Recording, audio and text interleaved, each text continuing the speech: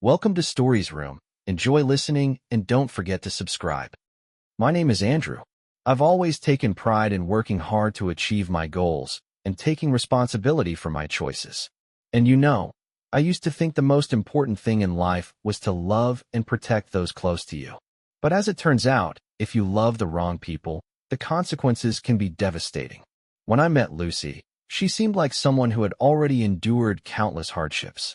Lucy was a widow, and she had 2 children from her first marriage, a 16-year-old son named Timothy and a 10-year-old daughter named Annie.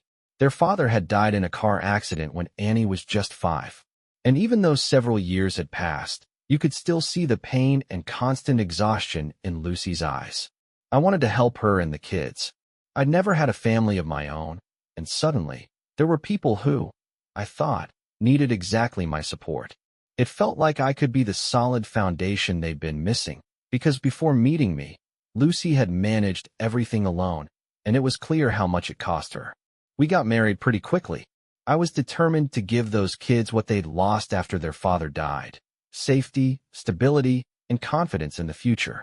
For a while, everything went genuinely well. I worked for a construction company, spending hours at job sites from morning till night, but I always found time to interact with the kids. I helped them with homework, took them to the movies, and arranged trips out of town. I wanted to make sure they had bright memories of their childhood.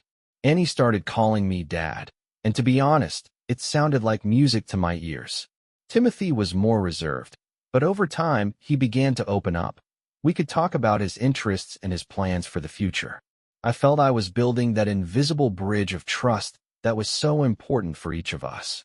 But life is rarely perfect. When Timothy hit his teenage years, it was as though a rebellious streak suddenly woke up in him.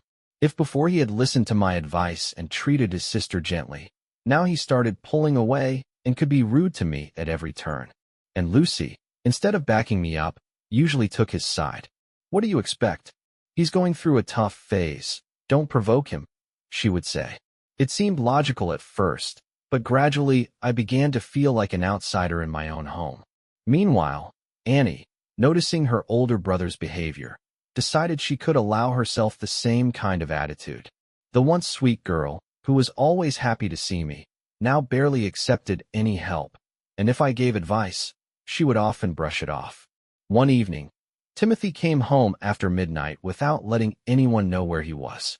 I tried to talk to him calmly, like an adult, explaining that Lucy and I were worried and couldn't sleep. I expected some kind of apology or at least understanding, but he just smirked. "Why do you care? You're not my father." A week ago, I probably would have blown up with anger or pain, but at that moment I just stood there, stunned. Maybe I could have dismissed it as teenage rebellion, but then Annie chimed in with basically the same sentiment, just phrased differently. And Lucy? She just stood there in silence. Not a hint of surprise or sympathy in her eyes, like she was waiting for me to handle it myself while she remained on the sidelines. Right then, I felt something inside me snap. It quickly got worse. Every time I tried to set some boundaries or basic house rules, the kids responded with open hostility, ranging from "you're not in charge here" to outright vandalism of my belongings. And the worst part was that Lucy barely intervened. If she did, it was only to back up the kids, accusing me of being too strict. "You just don't get it. They've been through a lot," she'd say. Eventually, I realized I no longer felt a warm, family atmosphere in that home, because it had relied solely on my efforts. Tenderness, care, mutual respect, all that seemed to have vanished. All that remained was my role as the breadwinner, paying bills and covering their expenses. But there was no gratitude or even respect behind any of it. That's when I decided, enough.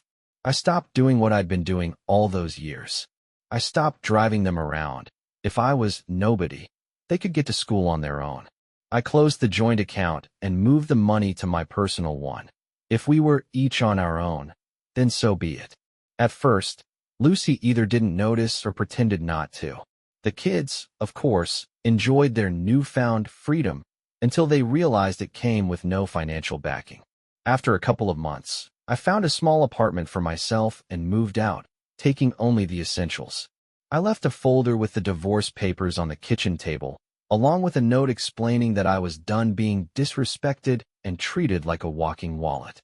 Once everything was finalized, Lucy called me in a rage, accusing me of betrayal and saying I didn't have enough patience, and that a real father would never abandon us like this.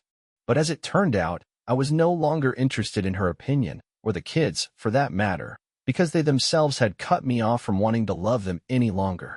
I won't lie, the first few weeks after I left were rough.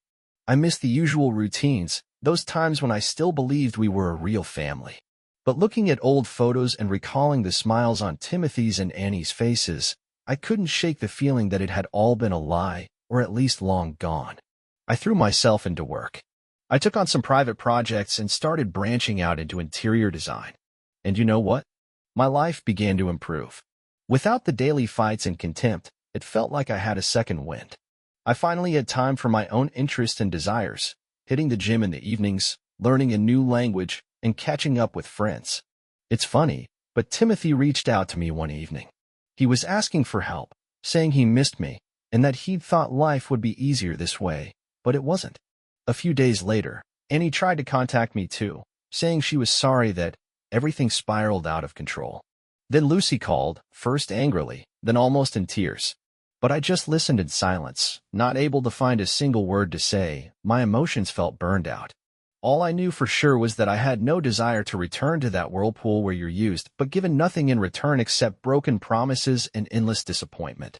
That's how I learned that sometimes the best option is to leave and let others deal with the consequences of their actions. If they didn't respect me while I was around, there's no reason to believe things would magically change if I gave in and came back. I took their words at face value when they said I was not their father. And I was right, because a true father figure is not only someone who provides money, but someone who is loved and respected.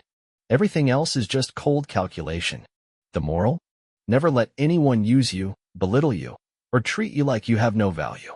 Sometimes, to set things right in your life, you have to break out of a toxic cycle, even if it hurts.